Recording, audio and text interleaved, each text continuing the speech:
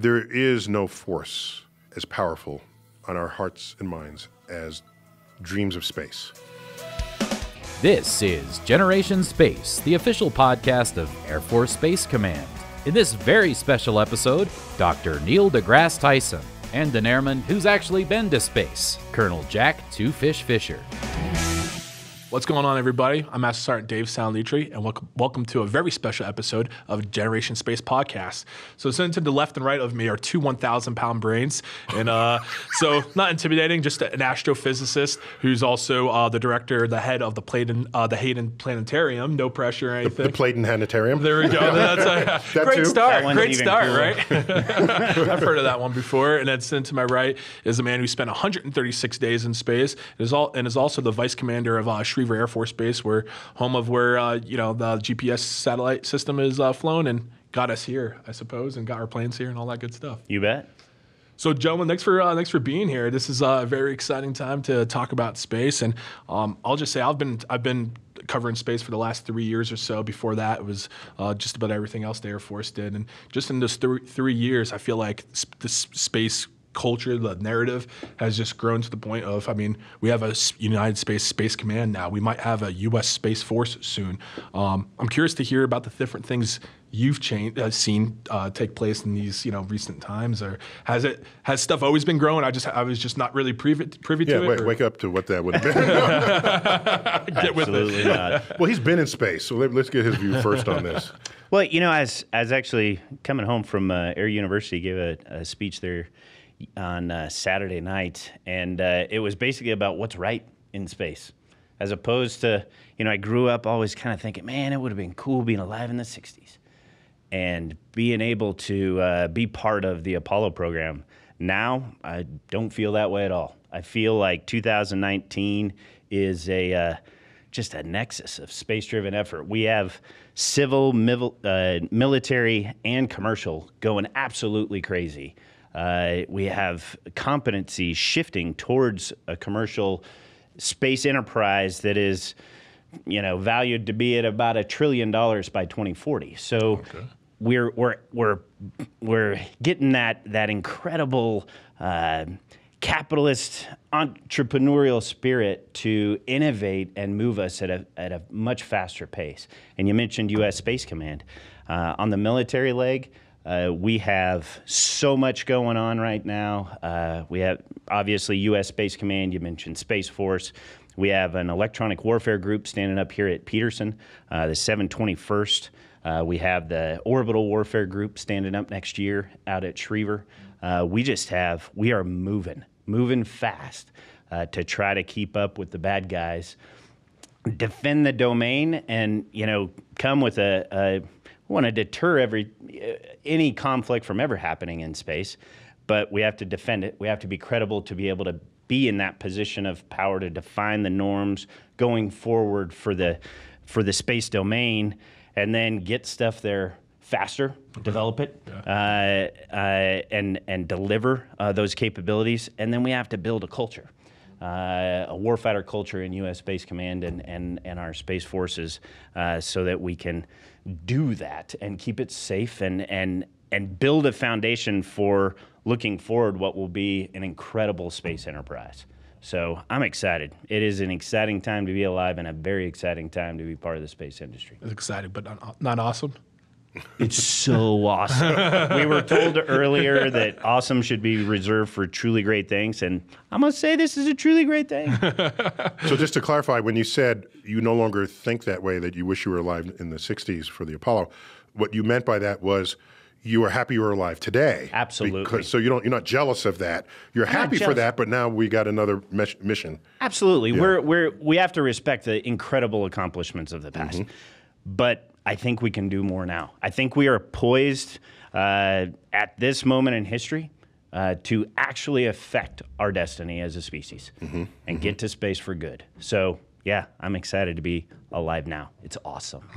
Yeah, so I'm a little more pessimistic than you, slightly. All right. Maybe 20% more pessimistic. 20% off, awesome. If it was 21%, I'd be concerned. You'd be concerned. Clean. 20, not bad. 20. Yeah, there we go.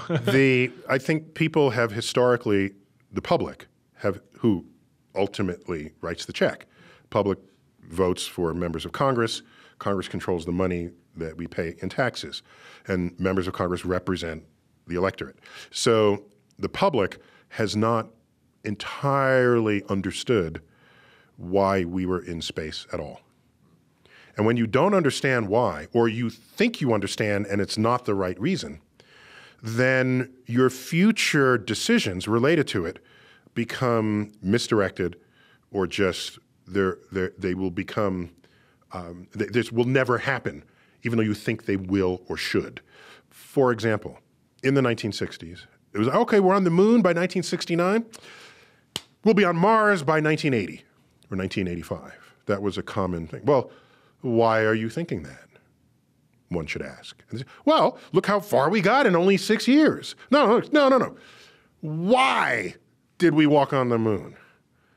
Well, because we're America and we're explorers and it's in human DNA. Who wrote the check? Well, Congress wrote the check. Do you know why they wrote the check? Well, because Kennedy gave a stirring speech. We'll put a man on the moon, return him safely to Earth before the decade is out. That's the narrative that drives our thinking about why we're in space.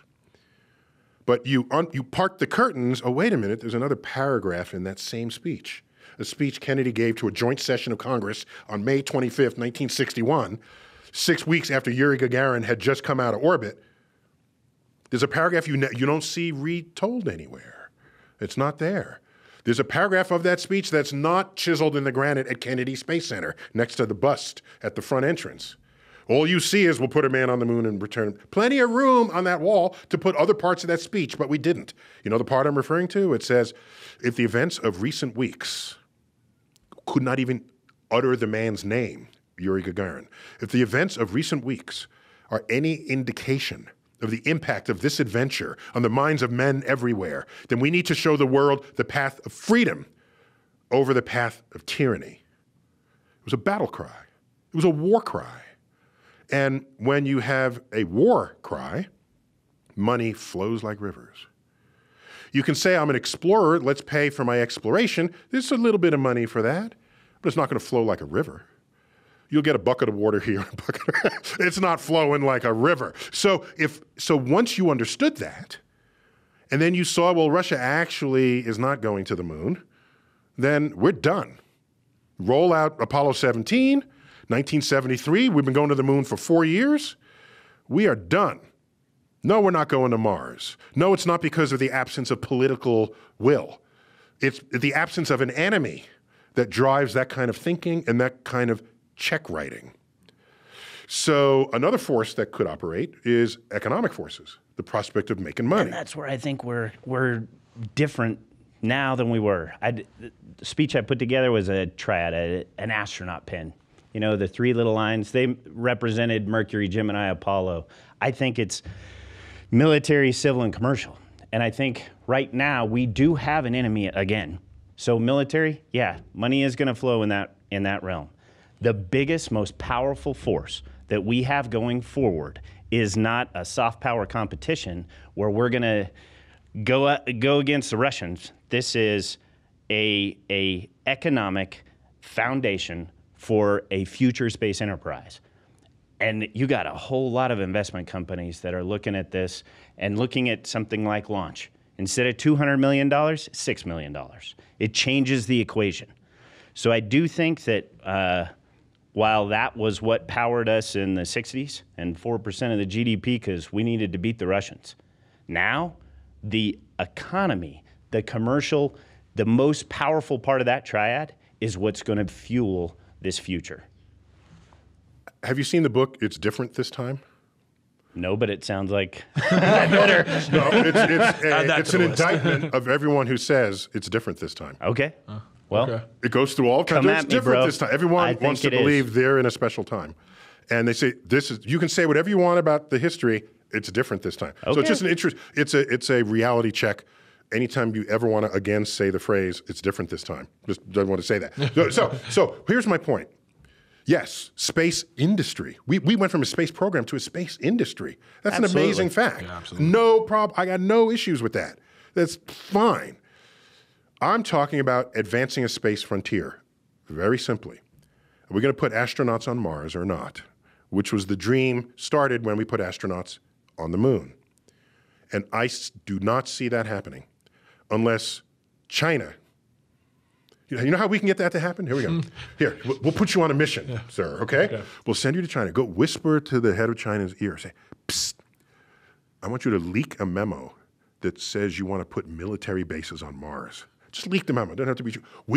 Our CIA gets the memo. Oh my gosh! We will design, build, and fund a spaceship in 1 month, and 9 months there, we'll be on Mars 10 months later with astronauts and colonies.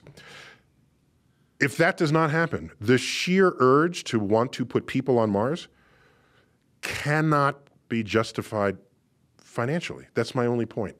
Well, so one thing, so in your book here, Ancestry to War. Oh, Ancestry? Yep. Accessory. Accessory, sorry. Accessory, accessory. So one of the things. Accessory to war. Yeah, one of the things you mentioned in there is you kind of tie you make a tie between scientists and warfighters. And so I was wondering if you could kind of explain a little bit of that too, how like one almost aids the other in the advancement. I feel like you kind of just did, but. Yeah, so it's a two-way street. It's a two-way street. But I want to make sure I had fully responded to your enthusiasm. Well, and I just want to tamp it down by 20%. So 20. We're still in the awesome range. Yeah. So definitely, there's commerce in space in all the low and middle and geosynchronous orbits. No doubt about it. These are not space frontiers. We've been there for 50 years. A space frontier is let's go where no one has gone before. My maybe hope is, as I've said, the first trillionaire is going to be the person who mines the natural resources of an asteroid. But somebody's got to sort of do that first. And governments can do things first, like, as we say in here, the Columbus voyages were highly expensive for the Spanish government. And the government did it first. Then the Dutch East India Trading Company came along. Once Columbus said, well, this is how far away it is, this is how long it takes, here's the friendlies, here were the enemies, the hostiles, here's the trade winds. Now you can make a business case once the expensive, dangerous thing is done first by governments. So I do not see private enterprise leading something so dangerous without any obvious return on investment as being the first to put people on Mars. But putting people on Mars isn't the only thing we're going after. I agree. But it is definitely a frontier. And when I think of a space frontier, I think of you go farther today than you did yesterday. If you're just going to go where you've been before, fine. Yeah. Got no problems. Well, if I were to go as far as he went yesterday, I'm okay with that. I'm okay with going to ISS. So this two-way street, I and so many of my colleagues, if I were to generalize, I would say we're sort of liberal, Democrat, anti-war as a generalization of my field. And this is not some quiz we give people before they come in. It's just... Do you think this? Check. Do you think that? Check. No. It's how that shakes out. Academia has historically been that, and we're academics. So meanwhile, here we are celebrating certain advances that the military has gleaned that could benefit us. Mm-hmm. And the military, who doesn't necessarily have the legions of scientists that we are, will tap something that we might discover. It gets classified, and then it gets used in military operations. We have been handmaidens to the military ever since the beginning. And so no matter our politics, no matter our personal, emotional, cultural leanings, that relationship has been there. And that's why the subtitle here, The Unspoken Alliance Between Astrophysics and the Military. It's unspoken, but it's real and it's there. I believe it. Do you think it's transitioning a bit with, instead of being the focus, like a 100% perfect military satellite that's $2 billion, takes a decade to build and fund? I talked to Dr. Stuart Eaves, Surrey Satellite Technology Limited, if you know of that company. And I asked him, I've heard of them. I don't know much about them, but I've heard of them. How are you so successful? And he goes, okay, well, we get the design from a satellite. We have them come into our shop. We say, that's great design. We can do 100% of that. It'll take us 5 years. It'll cost $3 million, and we can make it happen. Or I got this stuff on the shelf, and it's about 80% of what you want, and I can build it in a month, and it'll be $250,000 for the bus, and then you buy the launch. Would that be okay? And they're like, oh yeah. And so the change of the launch cost, which is huge, that's a big driver in what the future is going to be. I think might be shifting a bit of the power back into the hands of the scientists, of the intelligentsia, that can maybe define what they think is best or most efficient, and then maybe as a military or civil going forward, we use that in a different way. Here's an indication of my skepticism. I have no issues with what you just said, so I'm not here to skeptify that. Skeptify, that's a good word. I can't use awesome, but you can use skeptify. I see how it is. Yeah, I don't know where I pulled that word. I don't even think the word exists. There's something called a Space Development Conference every year. I forgot the acronym, but it's Space Development, where people get together and they talk about business opportunities in space. And this has been going on for quite some time. And I've attended a couple of them. And the fact was we had higher capacity to launch vehicles than there was a demand to launch satellites. Sorry, we had higher launch capacity than launch demand. Absolutely. And you can say, well, how much of that is cost? And it turned out there's a gap. You can lower the cost a lot and it would make a little difference, but not in the pure supply-demand curve would or should give you. Not only that, for unique satellites, I've got a one-off satellite, but that cost me $1 billion to research. Does it really matter to me that your launch cost is now half of what it used to be? It doesn't. When that total cost is small compared with my R&D. So there's a whole category of kinds of satellites that have never been launched before that are not responsive to your launch cost or less responsive because of how much they cost. But in addition, now I lost my train of thought. The satellite, where were we on that? Good job, Colonel Fischer. Yes! Boom! Drop the mic. I'm walking away. Just sit here and look pretty. I just all right? made him skeptify and forget. I was going to skeptify you, and I just... Good Lord. I agree with you, sir. So here's where it is. So I kept asking myself, why do we need a space industry development conference? Why is that even necessary? Oh, I know why it's necessary. Because nobody can think of how to fully use our capacity to put things in space. When the airplane was invented, were there special conferences? How are we going to use the airplane in the future? No, it was obvious. You would move people. You would move commerce. You would have war. You would move mail. Yeah, it was obvious that this was a burgeoning industry. You didn't have to poke people. Could you please come and think hard about how we're going to use these launch costs? No. So I'm just saying. Now, maybe we'll all laugh at what I'm saying today, 20 years from now. My only point is, it is still expensive even when it's cheap to go into space. Absolutely. And if you want to advance a frontier and go where no one has gone before, fulfilling the Star Trek mantra, that takes investments that have no return on the money. And so a government has to do that. And by my read, a government will only do it if they're militaristically motivated to do so, as we went to the moon, or there's some long-term financial prospect, because the government doesn't have to really respond to a quarterly report. They've got long-term strategic interests as motivators. So as Spain said, Columbus, do this. This is long-term thinking from Queen Isabella. Right. It's like Spain, empire, economics. We might get a return on this in 10 years, 20 years, 50 years, not next quarter.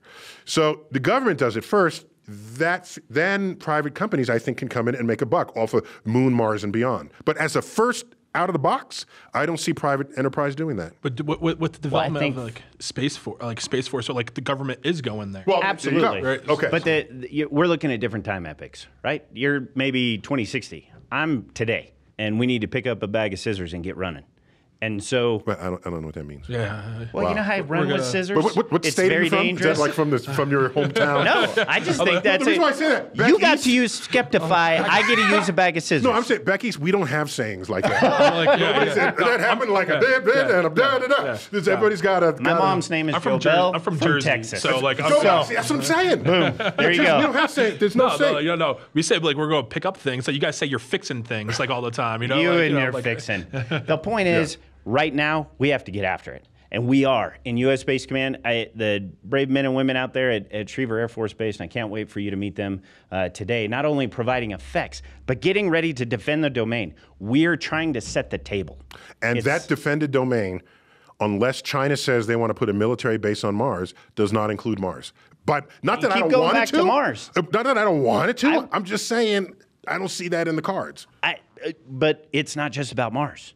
If we lose the GPS signal today, can you even imagine? It's unthinkable. Lord. It's unthinkable. And we can't allow that to happen. So we need to we're set in the violent table agreement now. with each other. And the agreement part is, I'm not saying there's no value in space.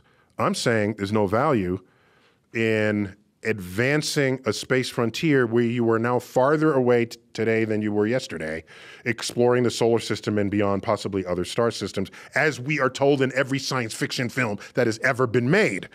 That future frontier, I do not see in our in the near term. I don't see it in the near future. That's what I'm saying. We're in violent agreement. So all the rest of activities in space, cislunar space, so from here to the moon, I'm with you. Need more Neil deGrasse Tyson and Colonel Jack Two Fish Fischer? Their conversation continues in the next Generation Space. Don't forget to check out our other Generation Space episodes. And please like, subscribe, and share the podcast. You know, it's one of the Can they few- see that with your head in the way? Yeah. With the side camera. Did my coworkers tell you to say that? I'm not that big-headed. Saul's head's the A. Oh, you're the head. Where we go? The views and opinions expressed or implied in this podcast are those of the participants and should not be construed as carrying the official sanction of the Department of Defense, Air Force, U.S. Space Command, Air Force Space Command, or other agencies or departments of the U.S. government.